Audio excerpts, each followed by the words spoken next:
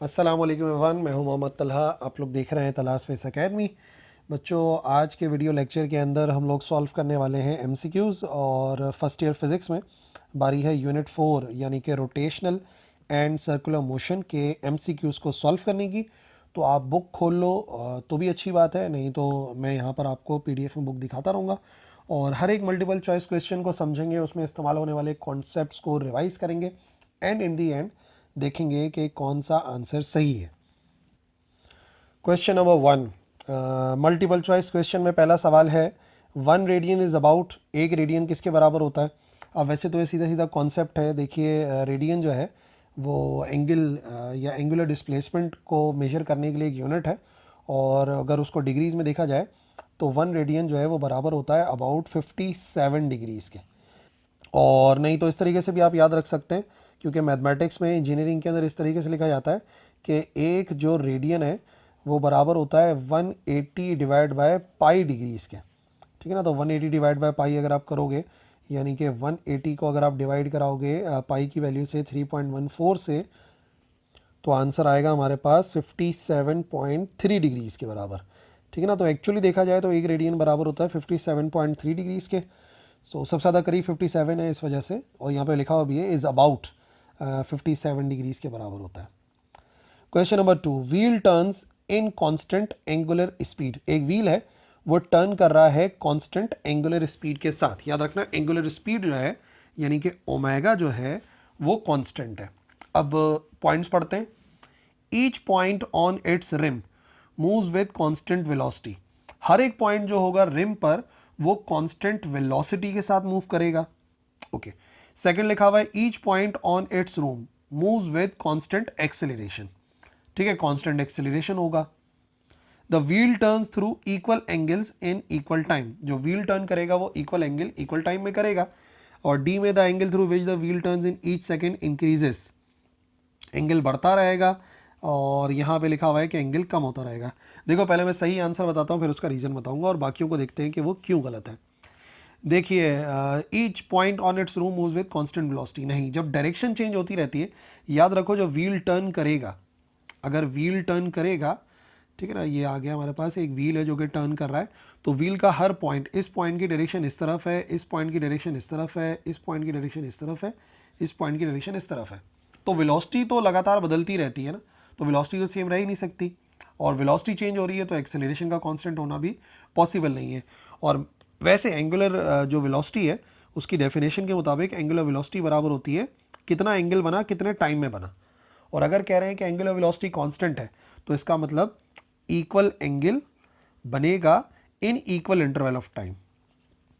That's why मैंने बोला correct answer है वो यही है, the wheel turns through equal angles in equal time. तो एंगुलर वेलोसिटी की डेफिनेशन बन जाएगी कि वो कांस्टेंट है। Number 3, the rotational inertia of a wheel about its axle does not depend upon its. जो रोटेशनल इनर्शिया होता है किसी व्हील का उसके एक्सल के अबाउट, वो डिपेंड नहीं करता किस चीज़ पर, ये आपने बताना है। तो वैसे आपको पता है कि जो रोटेशनल इनर्शिया है, या चलो उसी पेज पे लिख देता हूँ। नंबर 3, जो रोटेशनल इनर्शिया है वो होता है I is equal to M R square. और जितने भी पार्टिकल्स होते हैं, अगर टोटल रोटेशनल इनर्शिया देखें तो सम होता है सम ऑफ एम आर स्क्वायर के बराबर होता है रोटेशनल इनर्शिया। ठीक है। अब वो किस किस फैक्टर पर डिपेंड करता है, किस पे नहीं करता। डायमीटर पर डिपेंड करता है, यस, क्योंकि मास पे डिपेंड करता है। रेडियस पे डिपेंड करता है, मास पे डिपेंड करता है, फॉर्मूले में लिखा हुआ है। डिस्ट्रीब्यूशन ऑफ मास पे भी डिपेंड करता है, बट वो स्पीड ऑफ रोटेशन पे डिपेंड नहीं करता।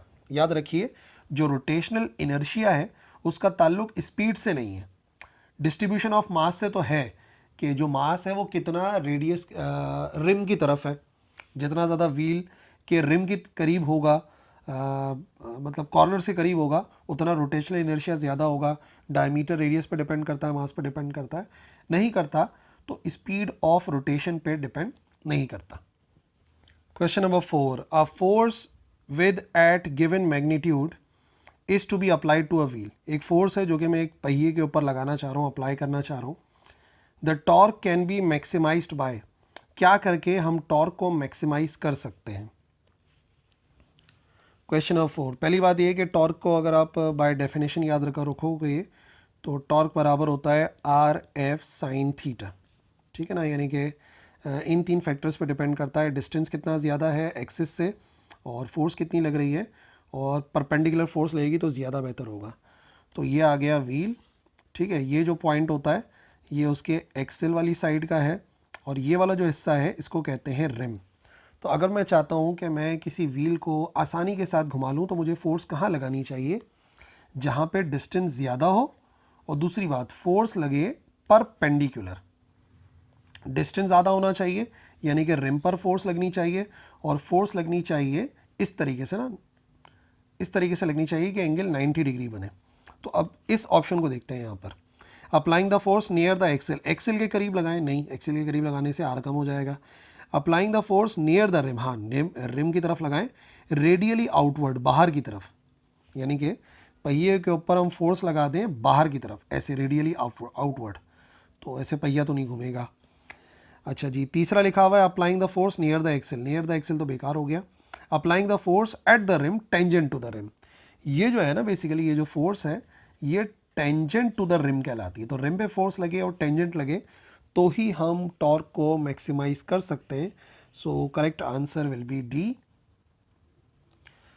Question number 5, an object rotating about a fixed axis, एक ऑब्जेक्ट है रोटेट कर रहा है about a fixed axis, axis उसका फिक्स है। आई जो है वो उसका रोटेशनल इनर्शिया है, और अल्फा जो है उसका एंगुलर एक्सेलरेशन है। So it is the definition of torque, क्या ये टॉर्क की डेफिनेशन है?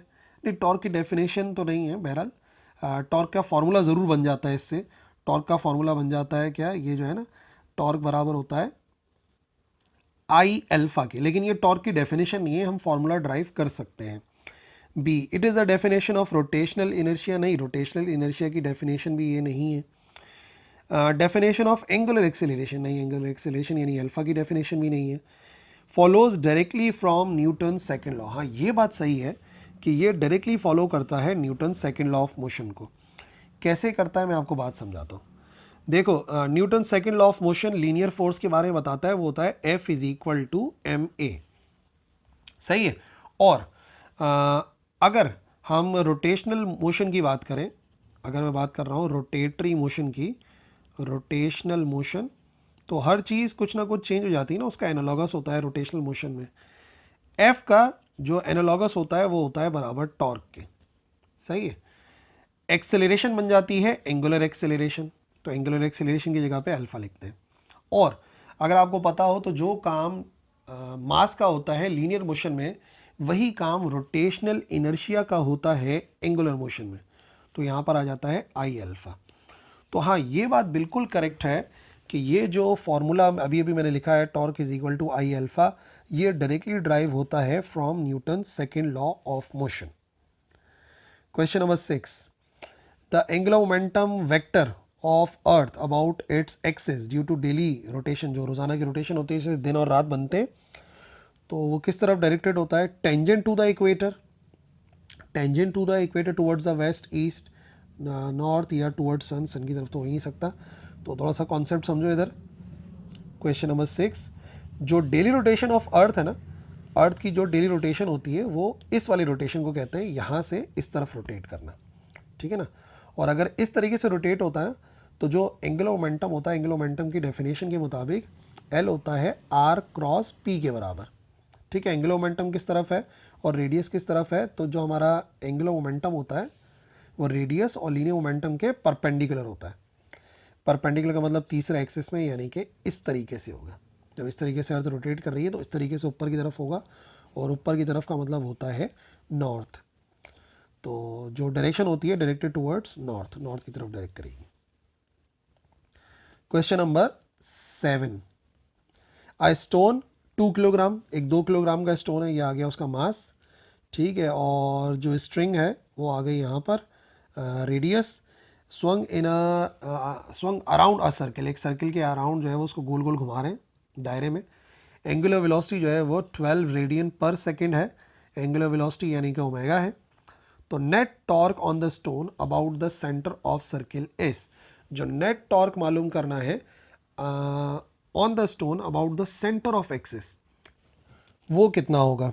ठीक है, अब देखो मैंने अभी भी आपको एक रिलेशन बताया कि जो टॉर्क है वो ये वाला जो फॉर्मूला है ना, टॉर्क बराबर होता है आई अल्फा के।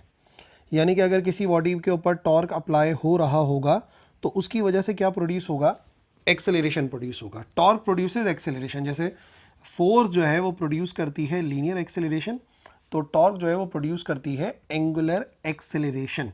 बट क्योंकि कह रहे हैं कि वेलोसिटी जो है, एंगुलर वेलोसिटी जो है वो कांस्टेंट है। अगर एंगुलर वेलोसिटी कांस्टेंट है इट मींस जो अल्फा है वो ज़ीरो के बराबर हो जाएगा, और अल्फा ज़ीरो होने का मतलब टॉर्क का अमाउंट भी ज़ीरो के बराबर होगा।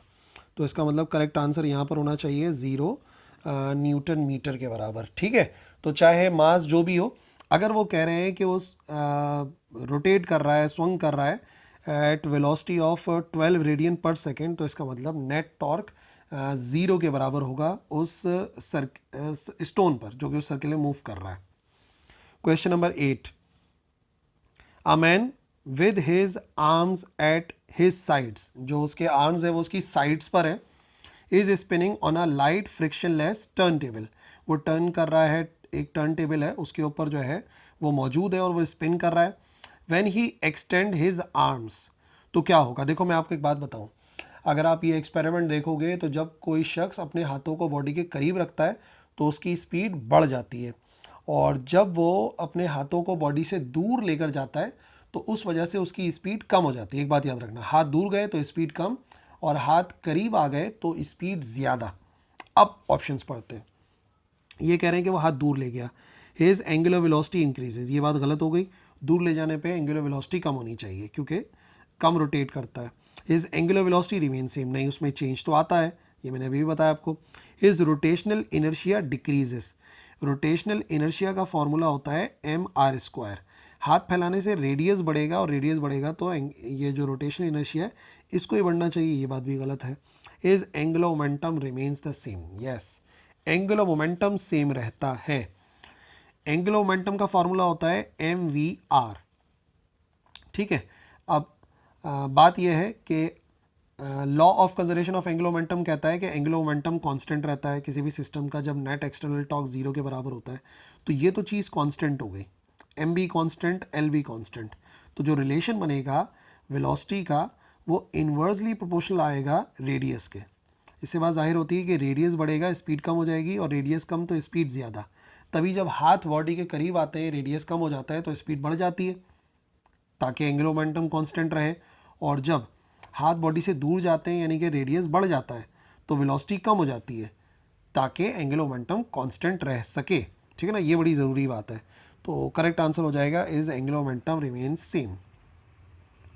क्वेश्चन नंबर 9, एक स्पेस स्टेशन है जो कि रिवॉल्व करता है around earth as a satellite, satellite के तौर पे रिवॉल्व कर रहा है, अर्थ से 100 किलोमीटर ऊपर है सरफेस के ना। What is the net force on an astronaut at rest inside the space station. अब ये कॉन्सेप्ट हमने डिस्कस किया है, जब भी कोई ये सैटेलाइट रोटेट करती है अराउंड अर्थ तो बेसिकली वो वेटलेसनेस की हालत में होती है। तो वेटलेसनेस का मतलब ये है कि उसके ऊपर जो लगने वाली फोर्स है वो एक्चुअली ज़ीरो हो जाती है और वो हो जाती है वेटलेस। ठीक है ना, जो नेट फोर्स है वो ज़ीरो होती है और वेटलेस हो जाते हैं एस्ट्रोनॉट्स जब भी सैटेलाइट में होते हैं।